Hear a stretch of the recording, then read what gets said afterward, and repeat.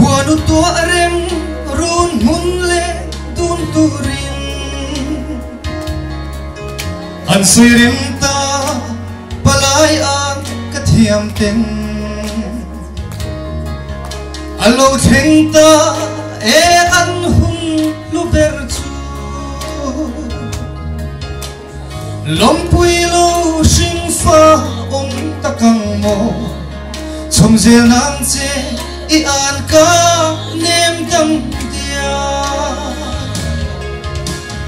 min lo to la kan lo lo e in run ber turin sil puan siale ta puan bu thuam tin phur kim min tiam sa te ti a cham pui fa to na zan kai bo a yang in aloi ve ta a chu le zua u nau nu tiang chon nin ip mangai na khazar nuai ron belin atlin lo na do yang dong lo thiam la keiti lung mo mai ani atan sun le zuani phong se ram che mi lo to la kan lo lo in run pel turin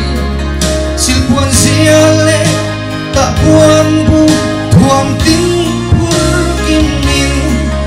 tiam sa te ti a cham pui val to na zan kai bo a yang in aloi ve ta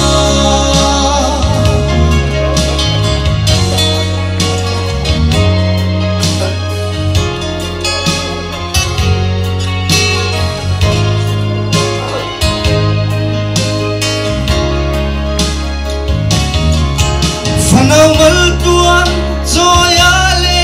tun selin eng ma rengin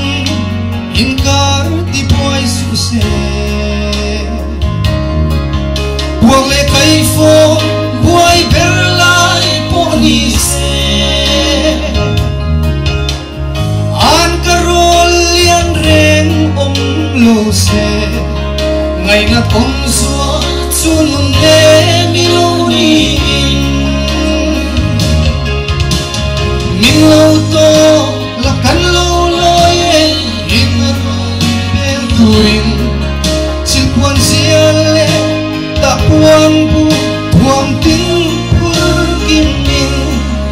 tiam sa te ti a cham pui val to na zan kai po yang in aloi ve ta oh kalau me